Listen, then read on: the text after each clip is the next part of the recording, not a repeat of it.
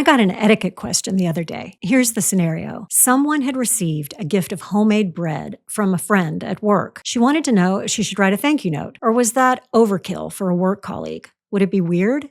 Should she just email or text instead? Let's talk about it. Yes, today we're going to talk about the dreaded thank you note. Hi, I'm Tracy Marshall. Welcome back to my channel. I'm a wife, mom, and grandmother. I'm also a former executive and founder of multiple organizations. But now my job is to help you succeed by tackling the subjects no one teaches you in school. Let's talk about family, relationships, culture, even the news. Today we're talking about a small gesture that can make a big impact, both professionally and personally. But before we dive in, be sure to like and subscribe for more videos like this. So, back to the question about how to say thank you for a homemade loaf of bread. I taught etiquette for about 20 years, so I actually get a lot of questions like this. In the age of digital everything, emails, text, even AI writing for us, the handwritten note is becoming a lost art. Want to stand out? Take 5 minutes and go old school. A handwritten note means more now than ever. And it's not just about politeness. A handwritten note is a way to show up with class and dignity, whether it's professionally or personally. A handwritten note is appropriate in lots of circumstances. Think about a get well note, a note of encouragement,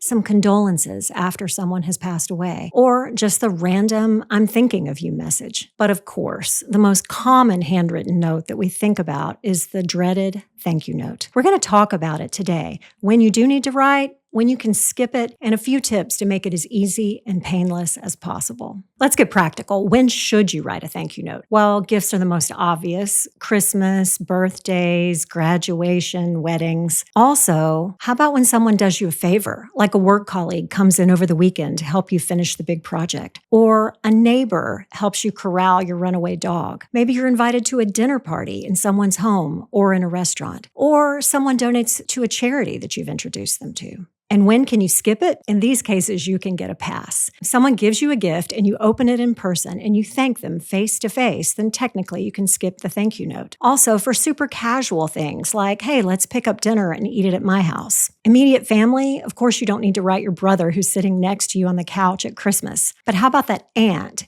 who shipped you a sweater she knitted? Definitely write her. And how about gift for gift situations? Say I invite someone over for dinner and they bring a bottle of wine when they come. Do I need to write them a thank you note for the bottle of wine? No, because the wine is basically a thank you for the invitation to dinner. So there's no need to get in this ridiculous cycle of thank you notes. Another time that I've seen a lot is when someone says, oh, here's a gift, don't bother to write me a thank you note. This happens a lot with new moms, like on the card, they'll write a note. Don't write me a thank you note, just enjoy time with your baby. And sure, that's okay. You don't have to write a thank you note in that case. But again, it's never wrong. It's never too much to do a handwritten note. It's always the gracious, classy, professional response. But I know we all dread them. I've procrastinated plenty of thank you note myself over the years. So let's talk about a few ways to make it as easy and painless as possible. Number one, write it soon. We all know that the longer you put something off, the more painful and the bigger it becomes in your mind. The very best scenario is to write it that day. But really, the rule is within 2 or 3 days of the gift or the event, no later than a week. The sooner the better, but better late than never. Number two, if you're late, just own it. If it's been a while and you should have already written that note, still go ahead and write it, but acknowledge it. Say, I'm sorry it's taken me so long to write this note, but I'm truly thankful for whatever. Or this is a delayed but sincere thank you for fill in the blank. Number three, keep it short and simple. We tend to build these things up in our mind and think it's going to be a huge project, but really a thank you note is about a 5-minute task. 3 to 4 thoughtful sentences are all you really need. Of course, it's not wrong to write more, but 3 or 4 thoughtful, specific sentences is good. Number 4, be personal. Sound like yourself. Don't try to sound formal or stuffy. And even address the person in the note the way you would address them in person. If you call them Uncle John, say, Dear Uncle John. If everyone calls your best man Andrew, but you've been calling him Skip since you became best friends in 3rd grade, say, Dear Skip. However you would talk to them if you would talk to them in person, that's the tone and the form of address you should use in your thank you note. Number 5, always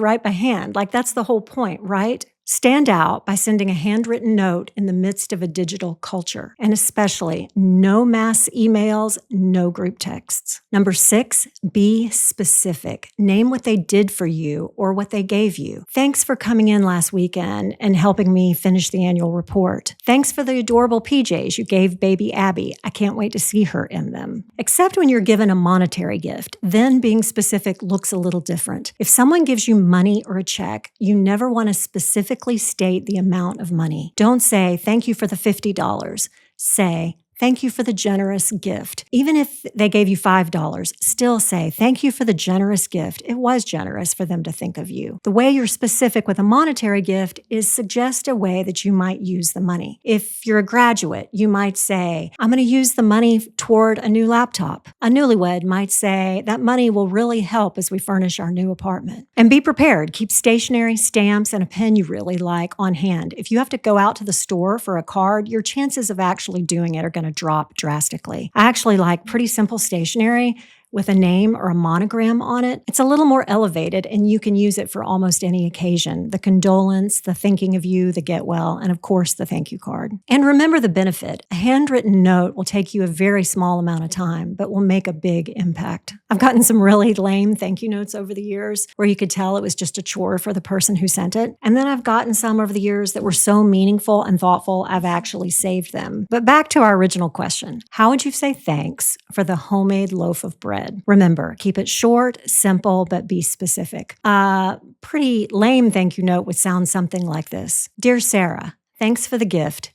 See you around at work. Signed, whoever. A better thank you note would sound something like this. Dear Sarah, thanks so much for the homemade sourdough. It smells delicious and I can't wait. I'm serving it tonight with dinner and I look forward to catching up with you more soon at work. Signed, fondly, sincerely, your name. One last thing I've gotten a lot over the years is how do you pay respects at a funeral or how do you write a note of condolence? It's the same basic principles. Keep it short, be specific, and just be thoughtful. A good condolence note might go something like this. Dear Mary, I'm so sorry for your loss. I just heard of Sam's passing, and it brought up a lot of precious memories of fun times at football games over the years. You'll be in my thoughts and prayers, fondly or sincerely or with love, Tracy. In this age, when we're not even sure a lot of times if we're talking to a human or a bot, this small gesture stands out. It's a win in your personal life and a power move at work. Classy, memorable,